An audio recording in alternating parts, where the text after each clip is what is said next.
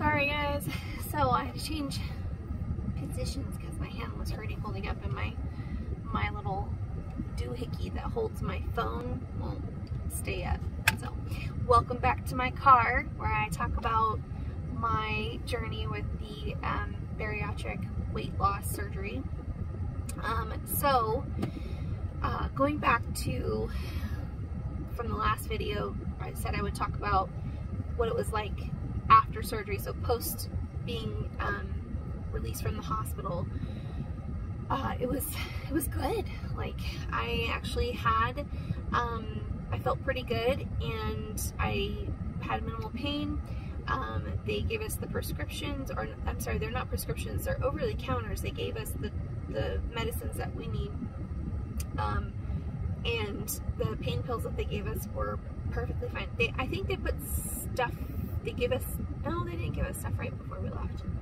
So we had everything. We were supposed to start it at 2, and that was our antibiotics and pain pills, and then just some like stomach stuff like acid reducer and digestion stuff, I think. Anyway, four things that they gave me, and I picked a couple of extra things from the pharmacy. But I got back to San Diego and went to the airport. I did not fly that day. I had booked my flight back the day after because my grandparents live in San Diego and I needed to see them, but also, like, I didn't want to get right on a plane not knowing how I was going to feel. So I just went ahead and just waited till the next day. I flew out at 5 p.m. the next day, and I got into San Diego pretty early, so I just took an Uber to my grandparents' house, and I relaxed, and I decided to have dinner with my brother. My brother was like, "Are you sure you want to have dinner? You just had surgery." And I was like, I know, but I can get broth. And I found a restaurant close by, a Mexican restaurant that had tortilla soup that had the broth, so that I could just separate the broth from the soup and eat that, or drink it. And we went out, and I'm not gonna say that I wasn't hungry, because I was hungry. It was really hard to watch them eat their meals, because even though my stomach was, I had just recently had surgery, I started to realize about then that my head hunger, like the psychological need for food, was a lot stronger than I originally thought it was. And I think I was just in denial about that. And so head hunger is like where just mentally you want to eat, like comfort or whatever, like just going through the airport, like I always get food when I go to the airport, or I always get snacks or whatever. Like, I like to eat, I like food. I started to realize that I really like food, and I started actually to obsess about food, and I'm still obsessing about food. Like, I love food, I want to eat all the delicious things, and I still can, and not yet, but I still can. I just have to choose wisely, and I have to do less, because I learned recently that this surgery definitely worked. So I will say that once I did get broth in me or fluids in me, I was fine. Like, it would go away. Like, I mean, the full feeling is a full feeling, so that was never an issue. But right after that, I just had a lot of energy, so I asked my brother to take me to the beach, and we walked the beach, and it was awesome, and I felt good. Maybe a little too good. Maybe the pain pills were working a little bit too well, and they were they were just over the counters. Basically the equivalent to ibuprofen here, but I think they said that they were NSAIDs, but we're not supposed to take ibuprofen here ever again, because it will rip up your stomach. But this one was safe to take, so I bought like 10 boxes before I left, which they were only $2.50 a box. So I only spent $25, but I got 60 pills, and I actually stopped taking them a day or two ago. It's exactly a week out. So I only took them for 3 days after surgery, because not including the 2 surgery days. And I don't need them. I think I was feeling a little bit too good. Like, I should feel the incisions, so that I'm not, I'm not doing things I shouldn't do because I have a tendency to do that. I don't know if I mentioned in another video, but like right before I went to surgery, I was diagnosed with ADHD, and that would explain a whole bunch of my life. So not that it's been an issue for me. I'm a successful adult, but there's a lot of things that probably affects, and eating is probably one of them. So I'm an all or nothing kind of person. So yeah, it's either all diet or no diet. And for the last couple of years, it's been no diet, because they fail. Like, why do it if you feel like you fail? So, so that night I walked the beach and I felt really, really good. And the beach is my happy place, and the ocean in general is a place where I like to find my inner peace and really like put my intentions out into the world. And so I actually did plan the next morning to go back out and go to the beach again. So that night I slept really, really good. It's probably the first night I had like really, really good sleep. And the next morning, 7 a.m., I got up and I walked, get this is crazy, 14,000 steps. It was 6.41 miles on the beach. And I didn't do it like really quickly. I was just enjoying myself. I was enjoying the moment, and I knew I was leaving that day, so like I was trying to get as much beach time as I could. But I looked at my steps and I was like, holy crap. But that's just kind of an example of the level of good that I felt post-surgery. Like, I did not feel horrible. And I think that's important to note, because there are a lot of people who are saying how horrible they felt for a long time after surgery, and it scared me. But honestly, it was not bad at all. Now to the flight home. So I took a shower, and yes, you can take a shower, and you just gently wash your incisions. I have 5 incisions. One's up on my breasts, like between my breasts, kind of like just lower, just a little bit lower, and then 4 across the left side of my tummy. And one of them is a drain hole, or it's like where the tube was in to drain out any like excess fluid, which they removed before I left. But because that tube was in there, that hole is just a little bit bigger than the other ones. There's no stitches. They are completely sealed up. So like I just have to gently wash them with soap, antibacterial soap, and then rinse. And then when I get out of the shower and it's dry, I can spray it with this spray I bought in Mexico, and allow that to air dry. And I've stopped wearing bandages like 2 days ago. So because I just found them annoying to put on, and they're doing fine. So I just keep spraying them, honestly. The flight home was not bad at all. I did upgrade my seat, and I upgraded my seat, and that was probably the best decision I made. I did not get first class, and I'm glad I didn't, because first class got served a meal, and I watched it, and I was like, I want that so bad. But because there was no broth in the airport, I couldn't get broth. So so I didn't need that extra torture of saying no to that. But the like seat next to me was empty because I upgraded, and that was just really nice. The extra leg room, like everything, it just felt more comfortable. But my flight was only 2 hours long, so I would imagine if it was a longer flight, like I probably would have been more uncomfortable, because sitting for a long time does feel uncomfortable. So pain pills, and I think they're enough to get you through, honestly. Got home, I was super happy to see my family. They were excited to see me, and I just relaxed. Next day I took my kid to the water park, with their friend, which is,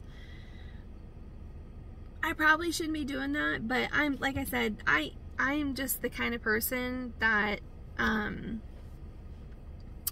I don't sit still for very long. So I'm working really hard on sitting still a little bit more, because then the next day we did a car wash, and I wasn't supposed to do anything. I was just supposed to sit in a chair, but that was hard for me to do too. And I got up quite a few times to help out, and the moms were like, sit down, because it was a fundraiser. And I love them, they're awesome, but I did not sit down well, and I do think that I sort of tore not tore, but you know, like I just like opened up that drain hole a little bit more, and that's not what I should be doing, but I'm not perfect. These are my struggles. Today I have chilled. I promise I've chilled. So I don't expect that I will have that issue again, but it's not serious and they don't hurt, and I'm not taking pain pills anymore. And yeah, so this last week, really hard to stick to the liquid diet, but everything I did do liquids went down really good. I didn't have any issues with like pain in my stomach until actually today, because I started thick liquids today.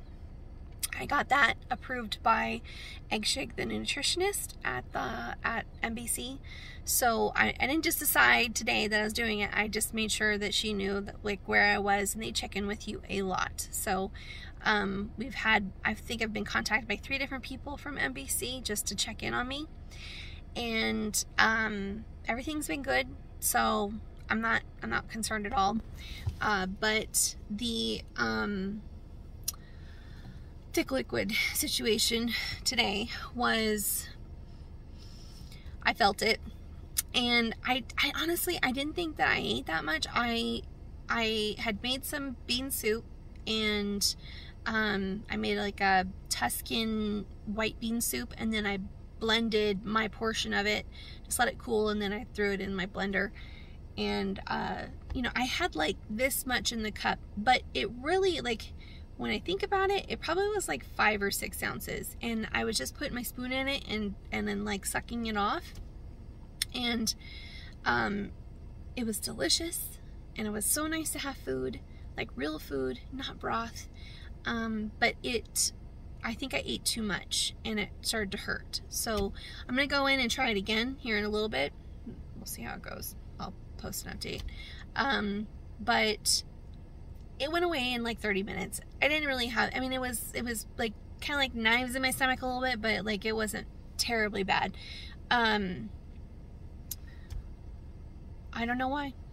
I mean, it could be because it was beans and my stomach didn't like digesting it, or it could be because I ate too much.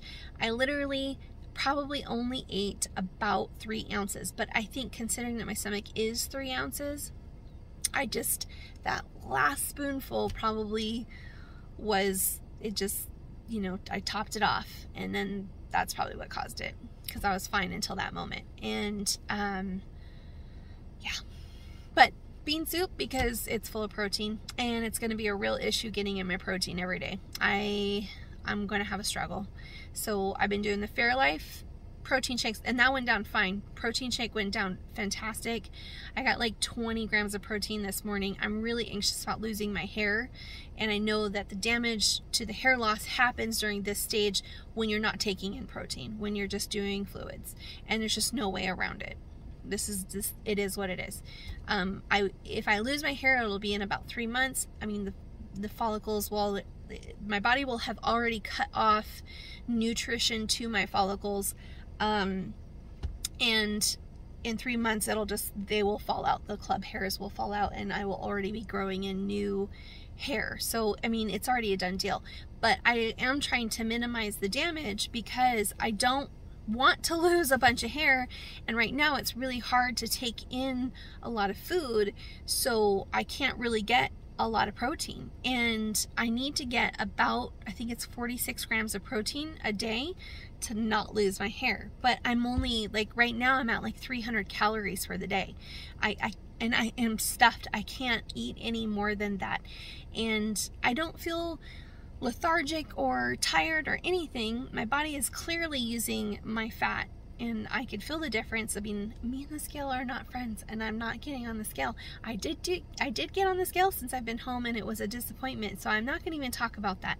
But I can feel the changes in my body. My body is changing. So and it could be because I'm, you know, losing muscle too. I don't know, but the fat and all that in the soups and stuff, I can't eat that. Like, that's too heavy. But I need to get the protein in, and so I've been trying to find ways to get more protein in. I'm looking at recipes to add more protein. I'm looking at what foods have more protein. I just found out I love edamame, and edamame is, it's, I guess, the highest protein bean. So if you love edamame, I can't wait to try it. It's solid, so I can't eat it yet, but edamame is, I think it's like, I want to say it was 30 grams in a cup of edamame beans. And the difference is kidney beans have only like 16 grams of protein in a cup. So it's like double. So I'll be eating edamame because I love edamame already, and especially with spicy garlic chili sauce. But we'll see if my stomach can handle the spices. It may not be able to yet, and that actually might be an issue with my bean soup, because I did put chili spice in it, and I like chili spice. I like spice, so but my stomach may not be ready for it yet, and I need to be careful about that. But yeah, just trying to figure out what food I can eat that is food, not protein shakes, that can give me the protein that I need to keep my body healthy, because I know personally that my body is not going to lose weight unless it gets the protein that it needs. And so if I'm not getting the protein it needs, my body will hold on to the weight. It will lower my metabolic rate so that it is not burning as many calories in resting phase, and that can severely damage my weight loss, but also my metabolism. So I need to be on top of the protein and just make sure I'm getting that, and then a lot of water. And those are the two things. And I've learned this from the groups and from other people that have done this surgery, is that if you really want to lose weight, you really have to focus on those two things: getting water, getting protein, period. So that is my goal, and that's my struggle right now. But this week has been, it's been good.